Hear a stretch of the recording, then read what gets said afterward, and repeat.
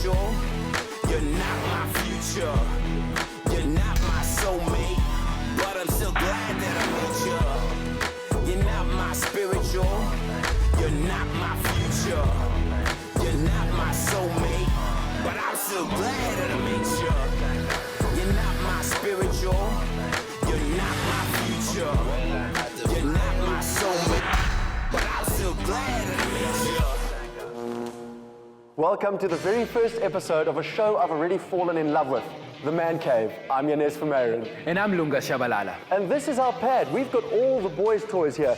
Over the next 13 weeks, we are going to be playing super hard and exploring exactly what it means to be a modern man of the 21st century. We're talking extreme sports in epic locations, fast cars, fast motorbikes, gadgets galore, and even the classic for the grayer generation. You name it, we've got it. We'll be chatting to, the top international celebrities, beautiful girls, clever girls. We'll be in search of dude food. And then there's that one elusive question, what do women actually want in a man? All of that in 13 episodes. I don't think so. And throughout all of this, we'll also find out whether or not the 30s can still keep up with the 20s with a host of brutal challenges that test us to the core. Thinks I can't keep up with him. There's only one king of the cave, and for now it's me. That takes us to our next feature, our very own man cave. Now, it looks pretty decent, but I promise you, by the end of this season, this is going to be the best man cave you will ever see. So while we're still trying to create our man cave, we'll also be giving away some DIY tips to help you guys create your own as well. But I have to be honest, we're not that creative ourselves. So we went around the country in search of some man caves. We stole some ideas. You're going to love this. Check it out.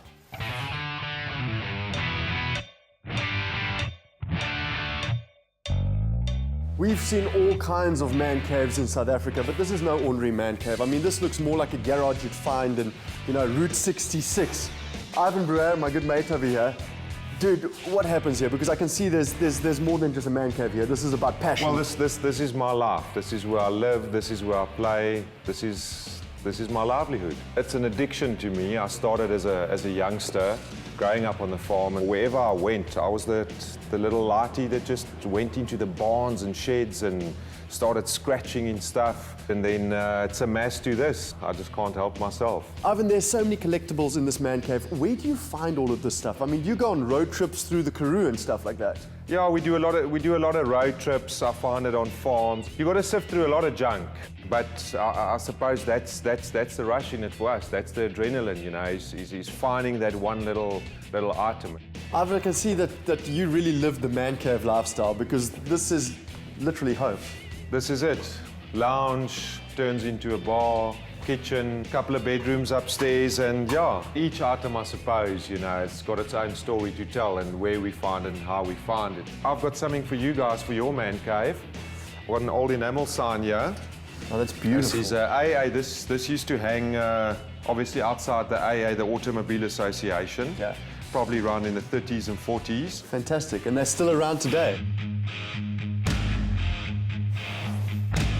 When you've reached that wall in terms of inspiration for your man cave, you need to find someone who has a passion for it.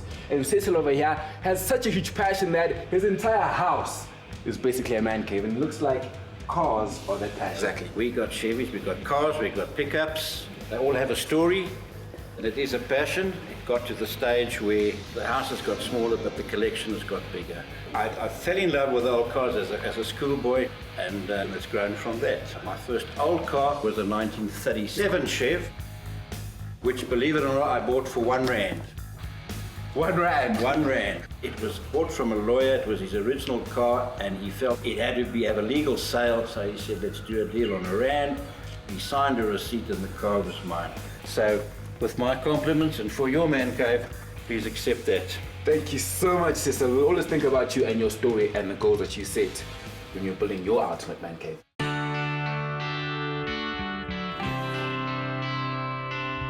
I like to think that all of us guys are individuals, different strokes for different folks. You get man caves filled with cars, with motorbikes, with musical instruments, and then you get man caves filled with sports memorabilia. I'm here with my good friend Selwyn Eagle. Selwyn, where did this love come from? I think it really started that I have a love for sport, and I'd met Mark Boucher and Jacques Callis, and they sort of gave me a bit of an inspiration to do a bit more, and especially in the charity sort of field. So I went to a lot of charity events, picked up the stuff, and decided that, okay, what a way to go, start up a man cave. Yeah. Now, I don't know where to start. I mean, there's just, you know, there's signed memorabilia everywhere. Should we take it with that one over there? What is that? Bobby Skinstad heard about what I was doing, and he arrived here with this magnificent piece. And, you know, as you can see, it's a Rugby World Cup jersey. It's got the medal. It's got pictures of every single player personally signed by them. And that takes prime position. And then, you know, there's a lot more stuff here signed by Graham Smith, Dale Steyn. And then, of course, we come to Boucher Corner. Boucher Corner is really special for me because it's not just about his cricket, but it's also about what he's doing with the Rhino. We ended off with the hero wall, and it's nice to see that there's no bigger hero in this entire room than the late Mr. Nelson Mandela. I don't think there's a man cave anywhere that shouldn't have a piece from him. I've really taken a long time in collecting it, and I've really tried to pick out some pieces that actually have his actual signature on. Selwyn, myself and Lunga are busy building this ultimate man cave. Is there any advice you could give us? Each and every item you buy, it's got to really mean something to you. Because when you walk in this room and you actually look at all the items there are, you look where they come from, you look who's given them to you, wow, it's an amazing feeling. Before we go, Jacques wanted to be here, he couldn't. There is a bat. There is a signed bat for your man cave. That's unreal. Take a look at that.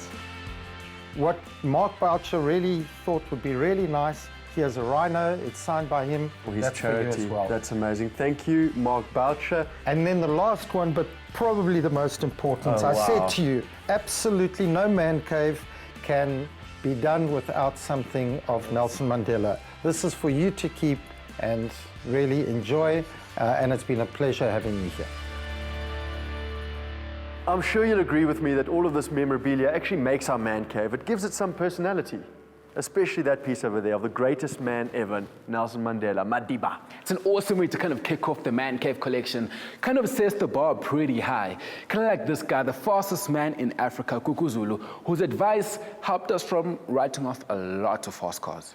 I was nervous about this, but I was up for the challenge, especially because I've always wanted to floor it on a racetrack, especially against you. You and me both. This season on the Man Cave, we'll be reviewing some of the fastest cars in existence. And here to steer us in the right direction is my brother, Kukuzulu, the fastest brother in SA. This guy drives anything, rally cars, Formula 1 cars. Basically, if it's on wheels, he can drive it. And I have to share with you, when life gives this guy lemons, he chows them and he also chows the peel. Do you want one? Do I have to? You got to. Bit of speed? I'm sure. So sour. I enjoyed burning rubber around the track a lot more than this. I don't do donuts around you. No, easy, boys. That is why I had to send you to advanced driving school in order to make sure that you know what you're doing when you're reviewing cars. First, you got to walk the walk before you can talk the talk. This is true. Like a lemon peel. No, thank you. It's fine. Showboating. I'm good. Okay, I guess Kuku's right about this. You can't just drive supercars without some practice. After all, how are you going to fight Mayweather without jamming in the gym? Look, but you're fresh out of nappies. I mean, I can understand why you're here. You've been driving for, what, 2 to 3 years? See, I've been mastering the South African roads for 16, 17, 18 years now. Thank you so much, Henry Ford.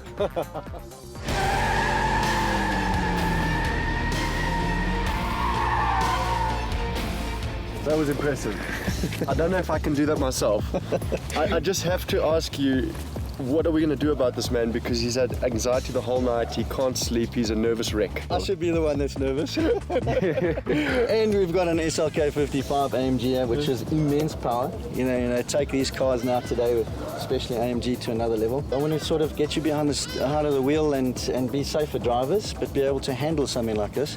And also understand, you know, technology, what is actually offered today, which most people don't know. What is advanced driving all about? What's it going to give me at the end of the day? At the end of the day, it's going to give you a sense of knowing what to do in that critical situation. Okay. Just before we start, I just want to do something. I'm actually going to take my ego and I'm going to drop kick it out of here. Thank you. That's what I wanted to hear. He's joking though, because the ego's not that small. He's supposed to do this. It's okay. This baby feels so comfortable. Yeah, I thought you were getting to that position because that's how you drive every day. So that's where we start. When you're getting behind the steering wheel, it's about using the steering wheel and sitting in the seat correctly. So first of all, come up in the seat. We want to come forward. You want a 45-degree angle on your legs and a 45-degree angle on your arms. Some say, just flop the wrist over the top of the steering wheel. It should be a good length, but not.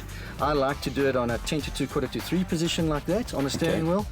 Arms slightly bent so that you can actually comfortably, without getting out of the seat, turn the steering wheel all the way to the right and left at full lock without moving your hands around. You keep your hands steadfast here on the steering wheel, don't move them at all.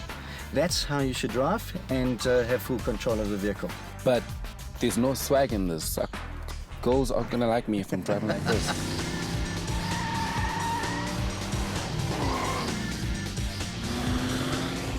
Okay, we've gone through a couple of stages, but due to airtime constraints, we can't show you everything. But what we can do is show you drifting, and I'm excited about that. Yes, Clint? Look, don't be so excited. That's the wrong thing. It's not drifting. This is oversteer. So it's when the vehicle loses grip on the back, how do you control it? And that happens out on the road every day. I'm going to train you how to handle that. So jump in the car, let's go and do it. Small question, will it still look good on TV? It will look good. Beauty before age. Shall we go? All right. Ready. So what I want you to do is start doing it. Go, go, go, go.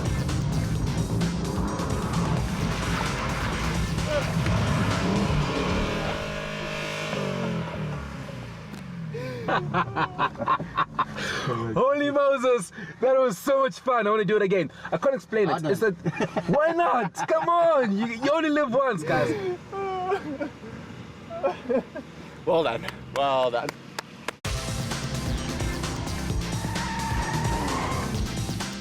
Lunga's had about 6 attempts now, so this is his last attempt. If he doesn't get it right, after this is my turn. Counter steer, let go of the accelerator. Let's try it. All the way round, baby, all the way round. Like I said to you, you're not going to learn this in a day. This is so much harder than it looks, guys. I don't think you understand.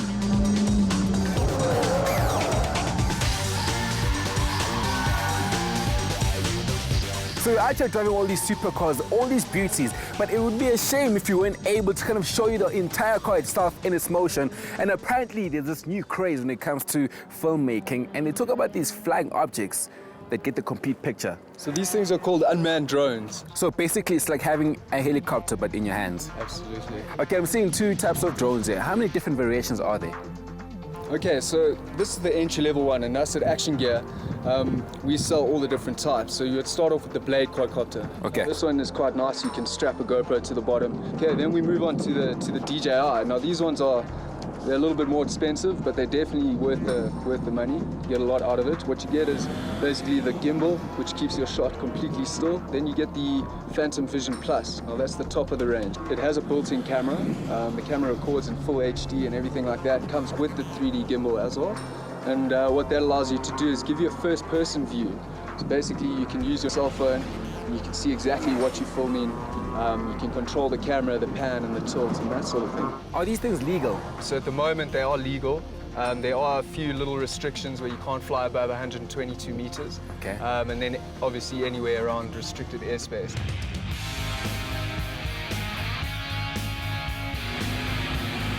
Okay, Clint has done all the teaching. Now it's my turn.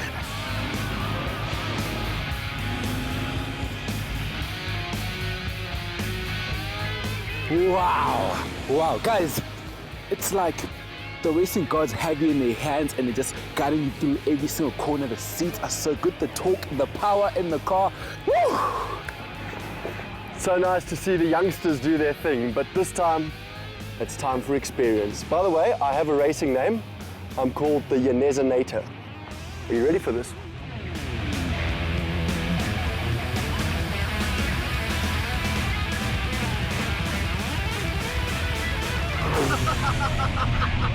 That was incredible. Wow. Well done, old man. Cool as a cucumber, huh? One of you did a 126, one of you did a 127. I'm going to leave it up to you. 126, baby. I did 126. Oh, whatever. Trust me. Do you think so? I did 126. I don't know about that so much. I don't know. I promise you.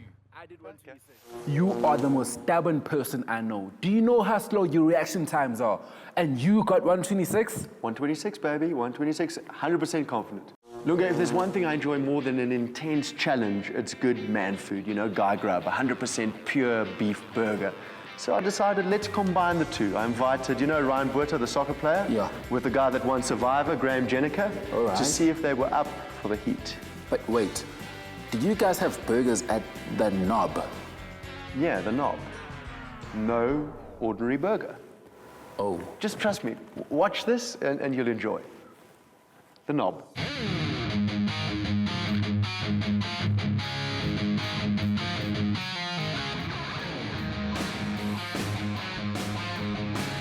Vicky, I have to say I love the vibe, awesome restaurant. I just need to ask you a little question. I don't know if they should listen, but why the Knob? Or why do you think the knob? Why, you think I'm a knob? Well, no, I'm just kidding. Okay, the knob is not a phallic kind of innuendo. It stands for no ordinary burger. It's all about the ingredients and what goes into the burger. I also believe there's a challenge tonight. There is a Burger challenge. challenge. Are Should we you go ready? find out what that is in the kitchen? I think we should, yes.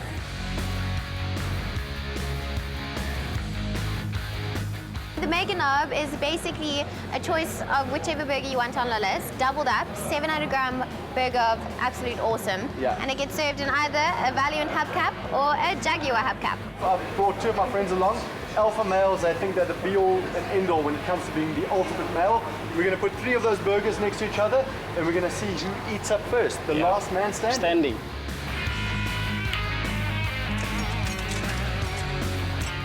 So, guys, the deal here is, you're the ultimate survivor. You're used to eating nothing. Yeah. So now I'm throwing a curveball at you, and you're going to eat as much as you can. See how he tilts it in his heart. Yeah. I've selected you very carefully. Ryan Buerta, you are the ultimate in personal training, in fitness and health. Now, this guy, believe it or not, he eats 8 times a day. This is a race. This is big. Yeah. I ate once 1, today. 2, 3. May the best man win. Let's go, guys.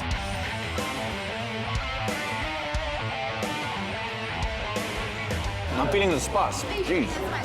How many grams? It's so spicy. 700. What? That's a lot of meat, bro. It's almost a full kg.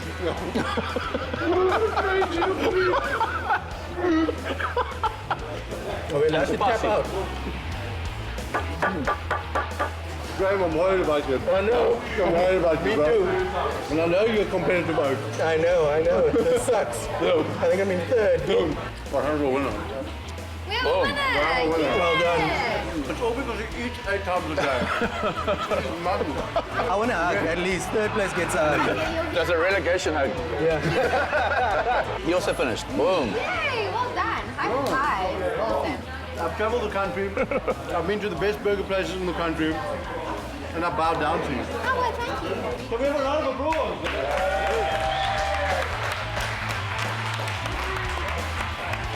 We beat the burger! Better like next time, buddy. Dude, you have no idea. That burger was ginormous. It's the biggest burger I've ever eaten. It was huge, I promise you. The burger was like this size. Don't you believe me? It was like that size. You could hardly get your mouth around it. I believe you. But it was a cool challenge. I enjoyed it. And you know what they say? First is the worst, second is the best. No one says that. My son says that all the time. That's bad parenting. But on the point of challenges, though, the next contest involves our first ever female guest in the Man Cave gym. Poppy Jongwana, club DJ / fashionista, teaches us a couple of things. Yeah, she shared with us what type of guy she's into. Not you. Not me. Are you sure? Hundreds. Okay. We'll see.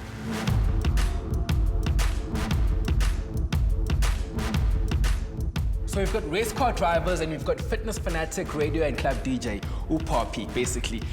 And this would be your area then, because aren't you on the cover of fitness magazines anyway? I was in my heyday, but I'm a runner. I love to run. That's my thing. This man over here, he loves the boxing bag, he likes the heavy weights. Yeah. I'm more into the pull-ups, you know, the body weight exercises, core exercises. What type of guy would you go for? Look, I'm a fan of core. Core fitness is key in life, just in general. And besides the exercise stuff, what type of guy do you go for? I love intelligent guys, someone that's funny, but someone that's kind, and I love sport freaks. So if you don't play sport, there's no room for you in my life. Okay. Well, we're into sport today. And I'm going to break this to you guys. We've got the Watt Bike Power Challenge. Now, every guest that comes to visit us in the Man Cave is going to get onto this bike. This bike is unbelievable. In fact, he's unbelievable on the bike because he only ever sits on the bike and eats his lemons. But this thing is used by the Tour de France guys. In fact, Chris Froome, who won the Tour de France, trains on this very bicycle. Now, it's all about making it equal between the sexes. Okay. So we're going to go power to weight ratio. We're going to measure each other's power to weight ratio. Should we start this off? Should we kick it off? Should we put Poppy on the bike? Let's put Poppy on the bike. All right, so basically just make sure that you're very comfortable, your weave is intact, everything's there, it's proper. Tie my hair up. This is a bit awkward for me, but I need your weights for this. Like our age, we never tell. Really? Okay. That's not the reaction I wanted. Oh my gosh. Simple, my lady. 30 seconds, as hard as you can. First pump. Let's do this. You got this, girl. Let's do this. First person ever on the Watt bike. Go! No pressure. When you're ready, go for it. I'm ready. Wow. Don't burn out. Don't burn out. How does he eat lemon peels while he's going at his max? I mean, oh wow. Oh no. He's humbling me. Come on, Senior. Oh, no. Come on, little man. Come on, little man. Come on, bro. 5, 4, 3, 2,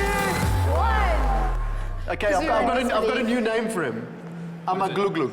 I'm a glug I'm a glug glug. So we know that this challenge had nothing to do with me and my score, and it was more about the competition between the three of you guys. So we'll start with Amagluglu's score, which is top of the pops when it comes to the guys, 11.07. Pretty impressive. And he's so blasé about it. It's like, Totally. walk in the park. This is what chill looks like. And then, of course, my score, which will hopefully be the best out of all the ladies that come to the Man Cave. Make sure of it. Yeah, but you were the first one. 5.77. That's me. It's not a bad benchmark. And then, of course, Right. Okay, so we have Janez in at 8.68, which is pretty impressive. And last but definitely not least is Lunga in at 9.75. What? 9.75. 9.75. Beaten up my own game.